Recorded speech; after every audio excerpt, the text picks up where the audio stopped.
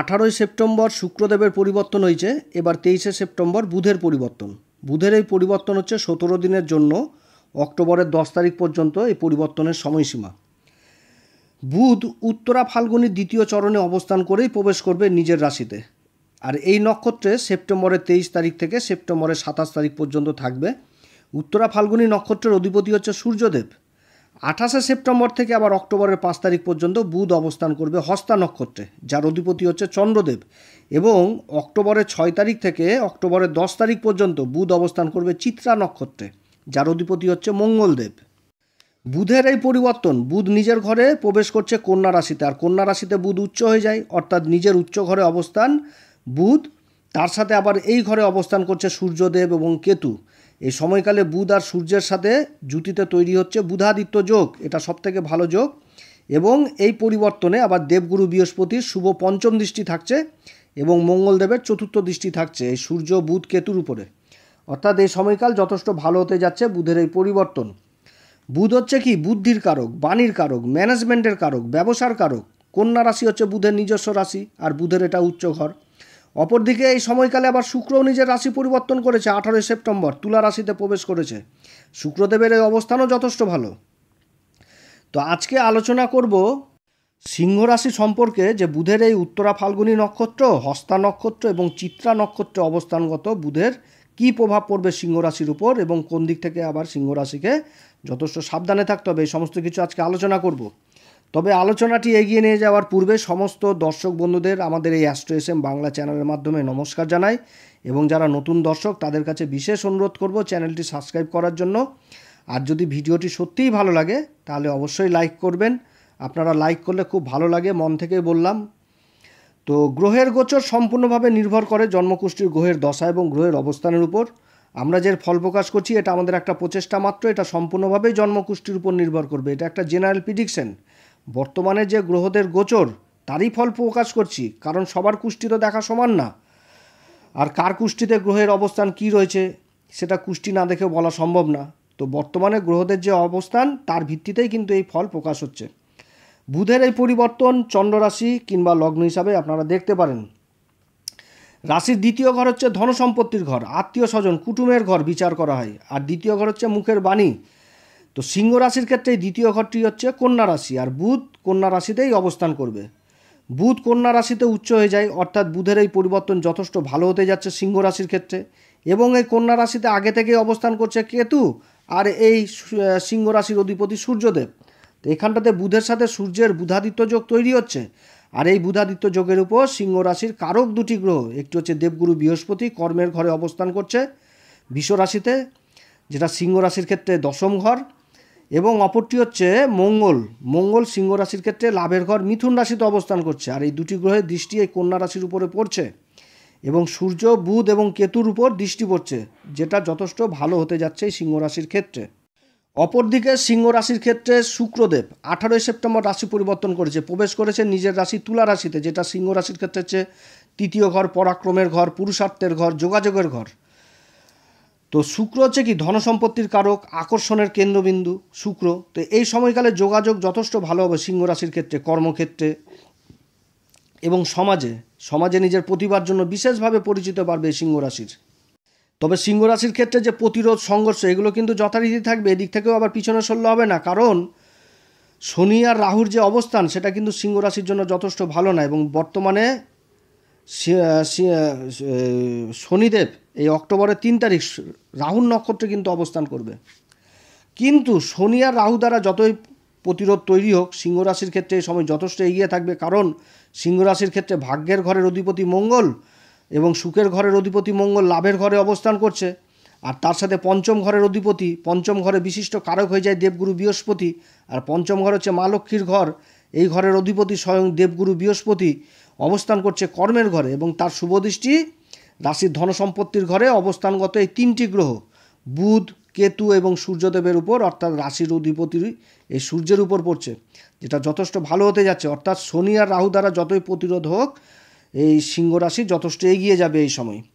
গুরু যখন সহায় হয় তখন সর্বকাজ সম্পন্ন হয়। এত সুন্দর একটা গ্রহের চক্র তৈরি হয়েছে সিংহ রাশির ক্ষেত্রে, একটা অদ্ভুত সংযোগ। কারণ সিংহ রাশির ক্ষেত্রে বুধ তার উচ্চ ঘরে অবস্থান করছে। সিংহ রাশির ক্ষেত্রে বুধ হচ্ছে কি ধনসম্পত্তির ঘর, আর ধনসম্পত্তির ঘর হচ্ছে কি কন্যা রাশি দ্বিতীয় ঘর, আর একাদশ ঘর হচ্ছে লাভের ঘর, যেটা হচ্ছে মিথুন রাশি। এই দুটি ঘরের অধিপতি বুধ তার উচ্চ ঘরে অবস্থান করছে, এবং এই ঘরে রাশির অধিপতি সূর্যের সাথে বুধাদিত্য যোগ তৈরি হচ্ছে। তার উপর আবার দেবগুরু বৃহস্পতি শুভ দৃষ্টি পড়ছে। একটা অদ্ভুত সংযোগ তৈরি হচ্ছে সিংহ রাশির ক্ষেত্রে এই সময়। বুধ হচ্ছে ব্যবসার কারক, ম্যানেজমেন্টের কারক, বাণীর কারক। আর দ্বিতীয় ঘর হচ্ছে কি বাণীর ঘর, ধনসম্পত্তির ঘর। আর শুক্র অবস্থান করছে তৃতীয় ঘরে, পুরুষার্থ পরাক্রম যোগাযোগের ঘরে, আর যোগাযোগের কেন্দ্রবিন্দুর ঘরে এটাই। আর শুক্র হচ্ছে কি আকর্ষণের কারক, অর্থাৎ এই সময় নিজের মুখের বাণী দ্বারা কর্মক্ষেত্রে নিজের আকর্ষণের কেন্দ্রবিন্দু হবে। তার সাথে কর্মকে প্রসারিত করতে পারবে এই সিংহ রাশি, এবং সমাজে যথেষ্ট বিখ্যাত হবে এই সময়। তবে এর কিছুটা নেগেটিভ প্রভাবও থাকবে এই সময়, সেটা আলোচনার মাধ্যমেই তুলে ধরবো। কোন দিক থেকে আবার সাবধানেও থাকতে হবে সিংহ রাশিকে। বুধ উত্তরা ফাল্গুনির দ্বিতীয় চরণে অবস্থান করে 23শে সেপ্টেম্বর থেকে 27শে সেপ্টেম্বর এই নক্ষত্রে থাকছে। এই নক্ষত্রের অধিপতি হচ্ছে সূর্যদেব, এবং সূর্যদেবের নক্ষত্রে অবস্থানগত সূর্যদেবের সাথেই আবার অবস্থান করে তৈরি করছে বুধাদিত্য যোগ, এবং তার উপরে দেবগুরু বৃহস্পতির শুভ দৃষ্টি পড়ছে। তো এই সময়কালে পৈতৃক সম্পত্তি নিয়ে কোনো বিবাদ যদি থাকে, সেই বিবাদের সুষ্ঠু মীমাংসা হবে। জাতক কিংবা জাতিকা পৈতৃক সম্পত্তি লাভ করবে। আত্মীয় স্বজনদের মধ্যে মান সম্মান যথেষ্ট বৃদ্ধি পাবে। যারা মিডিয়ার কাজে জড়িত রয়েছেন, যারা সেলসের কাজে জড়িত রয়েছেন, তারা বিশেষভাবে প্রভাবিত হবে এই সময়। কর্মক্ষেত্রে তাদের প্রমোশনের যোগ রয়েছে। এ সময় ব্যবসা বাণিজ্য যথেষ্ট ভালো চলবে। আবার এই সময়কালে সরকারের দিক থেকে থেমে থাকা কাজগুলো যথেষ্ট উদ্ধার হবে। বাড়িতে একটা খুশির আবহাওয়া থাকবে। বহুদিন ধরে যারা ম্যাচুরিটি ক্লেম কিংবা ইন্স্যুরেন্স ক্লেম, এরকম কোনো সরকারি কাগজপত্রের অভাবে যেটা অমীমাংসিত থেকে গেছিলো, তার সুষ্ঠু সমাধান এই সময় হবে। আবার যারা সরকারি কর্মচারী বহুদিন ধরে পেনশন গ্র্যাচুইটি থেকে বঞ্চিত ছিলেন, অমীমাংসিত ছিল, এই সমস্ত কাজ আবার এই সময় সম্পূর্ণ হবে। এই সময়কালে বড় ভাই বোনদের, বাড়ির বড় ভাই বোনদের কর্মেও যথেষ্ট উন্নতি হবে এই সময়। বিশেষ করে নিজের ভাই বোনদের সাথে এই সময় যথেষ্ট সম্পর্ক ভালো করে রাখতে হবে, এবং কর্মক্ষেত্রে কোনো কাজ করতে গেলে তাদের ব্লেজিং এবং পিতার ব্লেজিং নিয়ে অবশ্যই বেরোতে হবে যে কোনো কর্মক্ষেত্রে। তার সাথে কর্মক্ষেত্রে কোনো যদি ডিসিশন নেওয়ার থাকে, সেটা পিতার সাথে অবশ্যই আলোচনা করবে। তাহলে এই জুতির প্রভাব যথেষ্ট ভালো ফল দেবে কর্মক্ষেত্রে। তবে এই সময়কালে যারা নেত্রপীড়ায় ভুগছেন এবং দাঁতের অসুখে ভুগছেন, এই অসুখটা যথারীতি কিছুটা হলেও বৃদ্ধি পাবে। এরপরে বুধ 28শে সেপ্টেম্বর থেকে অক্টোবরের 5 তারিখ পর্যন্ত অবস্থান করবে চন্দ্রদেবের নক্ষত্র হস্তা নক্ষত্রে, এবং এই সময় কেতুও কিন্তু এই নক্ষত্রে অবস্থান করছে। আর হস্তা নক্ষত্রের অধিপতিকে চন্দ্রদেব, সিংহ রাশির ক্ষেত্রে দ্বাদশ ঘরের অধিপতি, অর্থাৎ ব্যয়ের ঘর। দ্বাদশ ঘর ব্যয়ের ঘর। দ্বাদশ ঘর থেকে আমরা ব্যয় জিনিস বুঝি, ইনভেস্ট বুঝি। দ্বাদশ ঘর থেকে দেখা হয় আধ্যাত্মিক জিনিস দেখা হয়। দ্বাদশ ঘর হচ্ছে মোক্ষ লাভের ঘর। আর এই দ্বাদশ ঘরের অধিপতি চন্দ্রদেবের নক্ষত্র হস্তাতে বুধ উচ্চ অবস্থায় অবস্থান করছে, আর তার সাথে কেতু অবস্থান করছে। বুধ হচ্ছে কি বাণীর কারক, আর চন্দ্রদেব হচ্ছে ব্যয়ের কারক। তাহলে এইখানটাতে একটা জিনিস উঠে আসছে যে বাণীর ব্যয় এবং ইনভেস্ট, বা দ্বাদশ ঘর থেকে ইনভেস্ট বুঝায়। তো ব্যবসা ক্ষেত্রে পুঁজি ইনভেস্টের একটা ব্যাপার থাকছে এই সময়কালে, যে নিজের কর্মক্ষেত্রে বা নিজের ব্যবসাকে প্রসারিত করার জন্য একটা পুঁজি ইনভেস্ট হবে, এবং তার থেকে যথেষ্ট লাভ হবে। কারণ দেবগুরু বৃহস্পতির আবার শুভ দৃষ্টি পড়ছে। অর্থাৎ এই সময়কালে নিজের কর্মকে নিজের মুখের বাণী দ্বারা সমাজের সামনে তুলে ধরবে, এবং কর্মকে সমাজে যথেষ্ট প্রসারিত করবে। তার সাথে সেভিং জিনিস যথেষ্ট বৃদ্ধি পাবে। কারণ অপরদিকে আবার মঙ্গল লাভের ঘরে অবস্থান করছে। তার চতুর্থ দৃষ্টি আবার কন্যা রাশির উপর পড়ছে, কন্যা রাশির বুধের উপর পড়ছে, রাশির অধিপতি সূর্যের উপর পড়ছে, আবার কেতুর উপর পড়ছে। কর্মক্ষেত্রে এই সময় যোগাযোগ জিনিসটা খুব ভালোভাবে দেখা দেবে এই সিংহ রাশির ক্ষেত্রে। যারা মিডিয়া সেক্টরে রয়েছেন, যারা সেলসের কাজে রয়েছেন, তারা বিশেষভাবে প্রভাবিত হবে। এবং তার সাথে যারা ওকালতির কাজ করছেন, যারা চ্যাটার্ড অ্যাকাউন্টেন্ট, যারা অ্যাডভাইজারের কাজ করছেন, তাদের কাজ বিশেষভাবে প্রভাবিত হবে এই সময়। এই সময়কালে সিংহ রাশির ক্ষেত্রে একটি গুণ বিশেষ করে দেখা দিবে, সেটা হচ্ছে ঈশ্বরের উপর অটুট বিশ্বাস, আধ্যাত্মিকতার সাথে নিজেকে জুড়ে নেওয়া, সত্য পথে চলা, সত্য কথা বলা, সত্য মানে সবসময় সত্য জিনিসটাকে বেশি পছন্দ করা। এই একটা বিশেষ গুণ উঠে আসবে সিংহ রাশির জাতক জাতিকাদের মধ্যে। পড়াশোনার ব্যাপারে এই সময় যথেষ্ট এগিয়ে থাকবে সিংহ রাশির জাতক জাতিকারা। যারা উচ্চশিক্ষার জন্য বিদেশে যাওয়ার চেষ্টা করছেন, তাদের যাত্রা হবে, এবং শিক্ষাক্ষেত্রে নতুন নতুন জিনিস শিখতে পারবে। এই সময়কালে যারা সিংহ রাশির হাউসওয়াইফ, তারা নিজেদের সন্তানের প্রতি বিশেষ দায়িত্বশীল হবে, এবং সন্তানের প্রতি প্রেম ভালোবাসা যথেষ্ট বৃদ্ধি পাবে, এবং সন্তানের উপর যে দুশ্চিন্তা, সেই দুশ্চিন্তা দূর হবে, এবং সন্তান যেই কর্মেই করবে সেই কর্মে যথেষ্ট উন্নতির যোগ রয়েছে। তবে আবার এই সময়কালে বিশেষভাবে খেয়াল রাখতে হবে যে নিজের ব্যবহার মানে মায়ের প্রতি কোনো রকম মাকে কষ্ট দেওয়া যাবে না, কিংবা মা বয়সী কোনো মহিলাকে অসম্মান করা যাবে না, বা তাদের কাছ থেকে কোনো রকম অভিশাপ এই সমস্ত নেওয়া যাবে না। কর্মক্ষেত্রে এই সময়ে পিতাকে যেরকম শ্রদ্ধা করতে হবে, মাকেও কিন্তু সেই রকমই শ্রদ্ধা করে এগিয়ে যেতে হবে। অর্থাৎ কর্ম করতে বেরোনোর আগে পিতা মাতার আশীর্বাদ নিয়েই বেরোতে হবে। এরপরে বুধ অবস্থান করবে চিত্রা নক্ষত্রে। চিত্রা নক্ষত্রের অধিপতি হচ্ছে মঙ্গলদেব। অক্টোবরের 6 তারিখ থেকে অক্টোবরের 10 তারিখ পর্যন্ত মঙ্গলের এই নক্ষত্র চিত্রাতে অবস্থান করবে এই বুধ। সিংহ রাশির ক্ষেত্রে মঙ্গল হচ্ছে কারক গ্রহ। সুখের ঘর, চতুর্থ ঘর বৃশ্চিক রাশি এবং ভাগ্যের ঘর নবম ঘর, এই দুটি ঘরের অধিপতি মঙ্গল অবস্থান করছে লাভের ঘরে। আর মঙ্গলের চতুর্থ দৃষ্টি পড়ছে সিংহ রাশির দ্বিতীয় ঘর ধনসম্পত্তির ঘরে কন্যা রাশিতে অবস্থানগত বুধ, সূর্য এবং কেতুর উপর। অর্থাৎ একটা অদ্ভুত সংযোগ তৈরি হয়েছে। এই সময়কালে সিংহ রাশির ক্ষেত্রে বুধ অবস্থান করছে চিত্রা নক্ষত্রে, আর চিত্রা নক্ষত্রের অধিপতি মঙ্গল অবস্থান করছে দেবগুরু বৃহস্পতির নক্ষত্র পুনর্বসুতে। জ্যোতিষশাস্ত্রে এই পুনর্বসু নক্ষত্রের চিহ্ন হচ্ছে কি ধনুষবাণ, অর্থাৎ এই সময় একটা লক্ষ্যভেদের ইঙ্গিত পাওয়া যাচ্ছে। মঙ্গল হচ্ছে কি সেলফ কনফিডেন্ট, অধৈর্য, ধৈর্য হারিয়ে ফেলা, চঞ্চলতা ইত্যাদির কারক। আর বুধ হচ্ছে কি চতুরতা, ব্যবসার কারক, বাণীর কারক, ম্যানেজমেন্টের কারক। অর্থাৎ কর্মক্ষেত্রে বিশেষ সফলতা পাবে এই সময়, কিন্তু কর্মক্ষেত্রে যে কাজটা করবে সেই কাজটা করতে হবে ধৈর্যের সাথে, স্থির মন নিয়ে এবং একাগ্রতার সাহায্যে। এই সময় অধৈর্য হলে হবে না কর্মক্ষেত্রে, কারণ পুনর্বসু নক্ষত্রের সিম্বল হচ্ছে ধনুষবাণ। অর্থাৎ এখান থেকে একটা একাগ্রতা জিনিসটা বুঝাচ্ছে, নিজের উপর যথেষ্ট একাগ্রতা নিয়ে আসতে হবে কর্মক্ষেত্রে।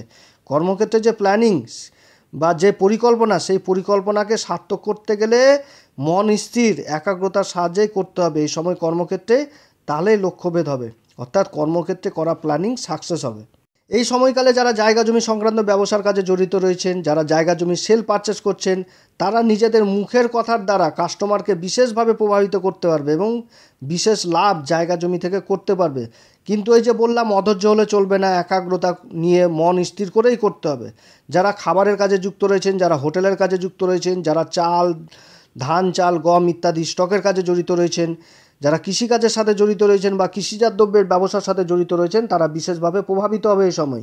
এই সময় সিংহ রাশির হাউসওয়াইফ যারা হাউসওয়াইফ, তাদের মধ্যে একটি বিশেষ গুণ দেখা যাবে। সেটা হচ্ছে কি খাবার দাবার, রান্নাবান্না এই সমস্ত দিকে বিশেষ রুচি জাগবে এবং আত্মীয় স্বজনদের সাথে সম্পর্কও এ সময় যথেষ্ট ভালো থাকবে। কোথাও ঘুরতে যাওয়া বা অ্যাডভেঞ্চার লাইফ থাকবে এই সময় একটা। এই সময়কালে পিতা যে কর্মই করবে সেই কর্মে যথেষ্ট উন্নতির যোগ রয়েছে। পিতার সাথে সম্পর্কও যথেষ্ট ভালো থাকবে। পিতার সাপোর্টও পাবে এই সময়। যারা সরকারি কর্মচারী কিংবা বেসরকারি কর্মচারী, তাদের কর্মক্ষেত্রে বিশেষ দায়িত্ব লাভ করবে এবং কর্মক্ষেত্রে এই সময় প্রমোশনেরও যোগ রয়েছে। তবে যারা খেলাধুলার সাথে জড়িত রয়েছে তারা বিশেষভাবে প্রভাবিত হবে, এবং যারা ডিফেন্সের কাজের জন্য চেষ্টা চালাচ্ছেন তাদের জন্য যথেষ্ট অনুকূল সময় এই সময় কল লেটার, অ্যাপয়েন্টমেন্ট লেটার, যাদের বহুদিন ধরে আটকে পড়ে রয়েছে এই সমস্ত সরকারি কাজগুলো হবে।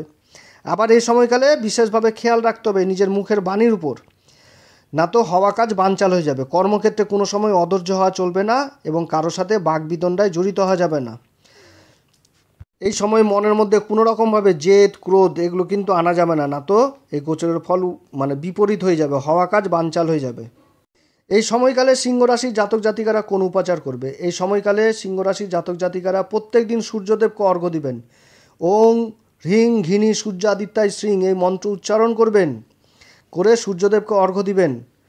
কারণ সূর্য আপনাদের খুব ভালো পজিশনে আছে, দেবগুরু দৃষ্টি পড়ছে, সূর্যের বলে যথেষ্ট বৃদ্ধি করতে হবে। আর শনি আর রাহুর জন্য এই সময়কালে আপনারা প্রত্যেক দিন হনুমান চল্লিশা পাঠ করবেন, তাহলে এর কুপ্রভাব থেকে যথেষ্ট দূরে থাকবেন।